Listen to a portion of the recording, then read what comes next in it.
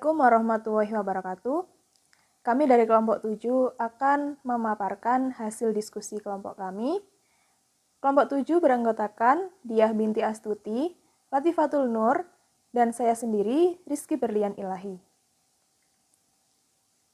Langsung saja, yang pertama adalah penerapan dari teori behavioristik, sosial kognitif, dan teori konstruktivisme dalam kelas atau ketika pembelajaran. Yang pertama adalah teori behavioristik. Teori ini dikemukakan oleh tokoh Pavlov, Thorndike, dan juga Skinner.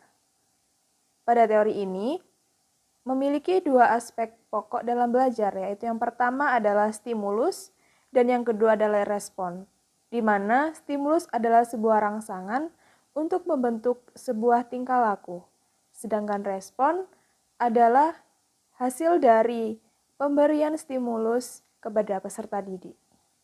Penerapan teori ini ketika di kelas, guru dapat memberikan sebuah poin agar peserta didik tidak melanggar aturan-aturan yang telah ditentukan di dalam kelas. Dengan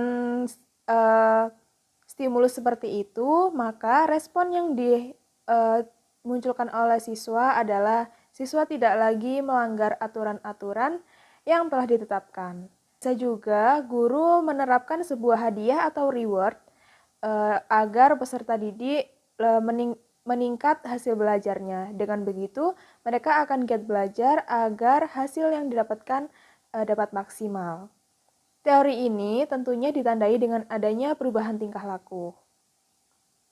Selanjutnya ada teori sosial kognitif.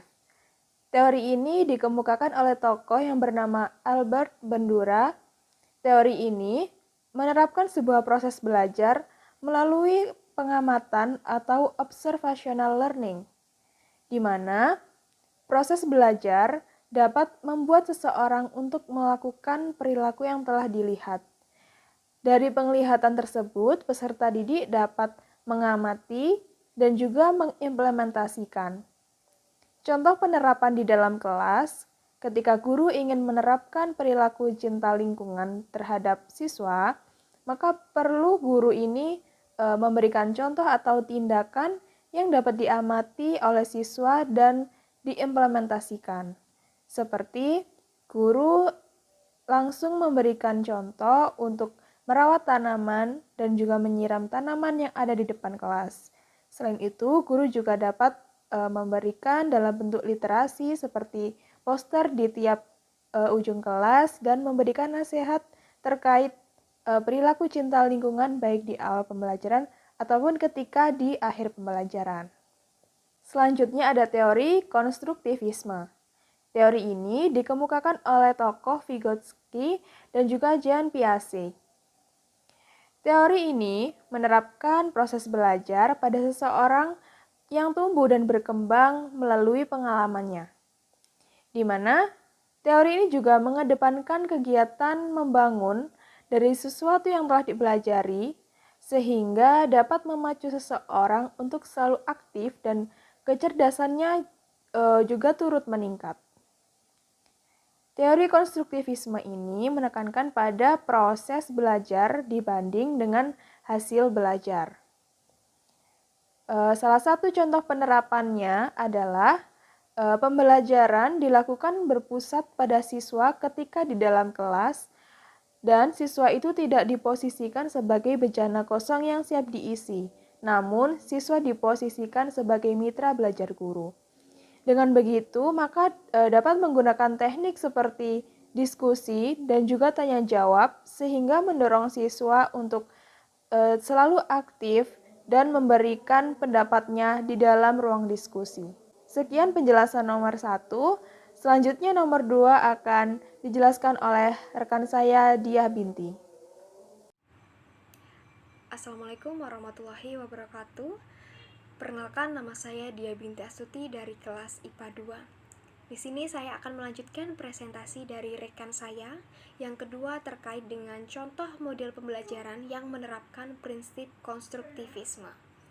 Berdasarkan pandangan konstruktivisme, pengetahuan tumbuh dan berkembang melalui pengalaman. Salah satu konsep dasar pendekatan dari konstruktivisme dalam belajar adalah adanya interaksi sosial individu dengan lingkungannya. Beberapa contoh dari model pembelajaran yang menerapkan prinsip konstruktivisme adalah: yang pertama, discovery learning. Discovery learning ditemukan oleh Jerome Bruner, yaitu siswa didorong untuk belajar dengan diri mereka sendiri. Siswa belajar aktif dengan konsep dan prinsip yang dimiliki, serta guru mendorong siswa untuk mempunyai pengalaman dan menghubungkan pengalaman tersebut untuk menemukan prinsip bagi diri mereka sendiri. Langkah-langkah dari pembelajaran discovery learning yaitu: 1.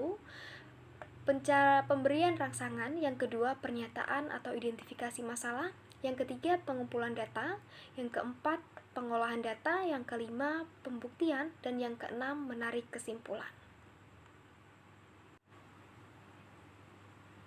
Selanjutnya, yang kedua ada model pembelajaran project-based learning. Project-based learning atau pembelajaran berbasis proyek adalah pembelajaran secara berkelompok yang memfasilitasi beragam modalitas gaya belajar siswa yang secara bersamaan. Hal ini memungkinkan siswa untuk berkolaborasi dan memiliki peran aktif di dalam kelompoknya. Pembelajaran berbasis project-based learning ini dapat menjadi pembelajaran yang bermakna dan memberikan ingatan jangka panjang terhadap pengalaman siswa, dikarenakan pembelajaran berbasis proyek dimulai dari keterampilan secara langsung dan siswa ikut terlibat secara aktif dalam pembelajaran. Beberapa sintaks yang dapat dilakukan pada project-based learning yaitu penentuan pertanyaan mendasar, mendesain perencanaan proyek, menyusun jadwal, memonitor peserta didik dan kemajuan proyek, dan menguji hasil. Selanjutnya ada model pembelajaran jigsaw, di mana siswa berperan aktif dan bertanggung jawab dalam proses pembelajaran. Pembelajaran jigsaw terdiri dari 2 grup khusus dan grup umum. Kemudian siswa menyatukan hasil diskusi di dalam kelompok masing-masing. Hal ini dilakukan untuk membantu siswa belajar menyampaikan pendapat di dalam diskusi, menyampaikan kembali pembelajaran yang telah diperoleh kepada teman-teman dalam satu kelompoknya. Untuk yang terakhir adalah pembelajaran contextual learning, di mana pembelajaran contextual learning ini memuat konsep belajar yang membantu guru untuk mengaitkan antara materi yang diajarkan oleh guru dengan situasi dunia nyata siswa. Hal ini, pembelajaran yang terlibat aktif dengan siswa akan menimbulkan komunikasi dua arah, yaitu antara guru dan siswa, sehingga pembelajaran terpusat kepada siswa dan memberikan pengalaman yang bermakna kepada siswa. Terima kasih.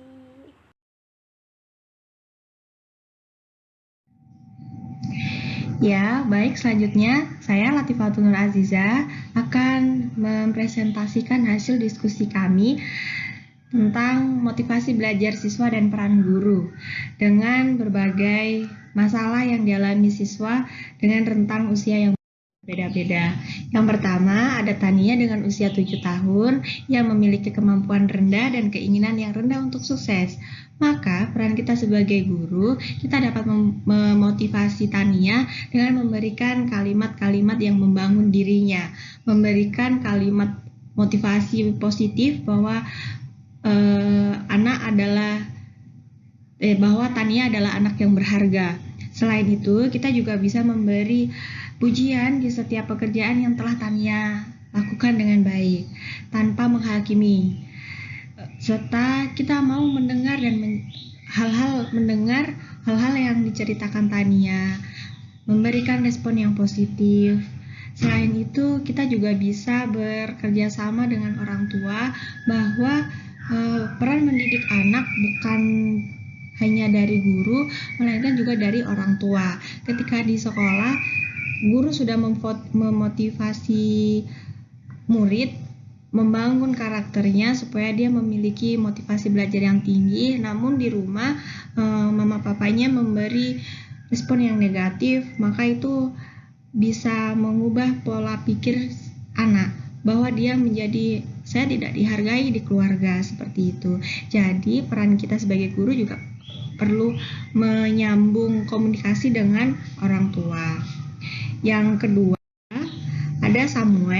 usia 10 tahun yang bekerja keras untuk menjaga harga dirinya pada tingkat tinggi, tetapi ia memiliki rasa takut akan gagal. Nah, di sini sebagai guru kita bisa memberi motivasi dengan cara mendukung dan meyakinkan bahwa ia telah melakukan hal yang terbaik, sehingga rasa gagal itu adalah hal yang wajar. Namun kita harus tetap belajar dan melakukan hal yang kita bisa sebaik mungkin. Selain itu, kita juga perlu mendukung dengan cara melihatkan beberapa kisah inspiratif yang memiliki latar belakang yang sama dengan permasalahan Samuel, sehingga Samuel bisa mengambil kesimpulan dari cerita inspiratif tersebut. Yang ketiga, ada Sandra dengan usia 13 tahun yang tenang di kelas dan meremehkan keterampilan mereka. Maka motivasi kita sebagai seorang guru, kita bisa memahamkan Sandra bahwa setiap individu itu unik dan memiliki tingkat kelebihan dan kekurangan masing-masing. Dengan harapannya, Sandra bisa melihat kelebihan yang ada pada dirinya tanpa merendahkan teman-temannya. Yang keempat, ada Robert dengan usia 16 tahun yang menunjukkan sedikit minat di sekolah dan saat ini tinggal bersama dengan bibinya. Dalam hal ini, guru tidak bisa menghubungi orang tua karena Robert tinggal bersama bibinya.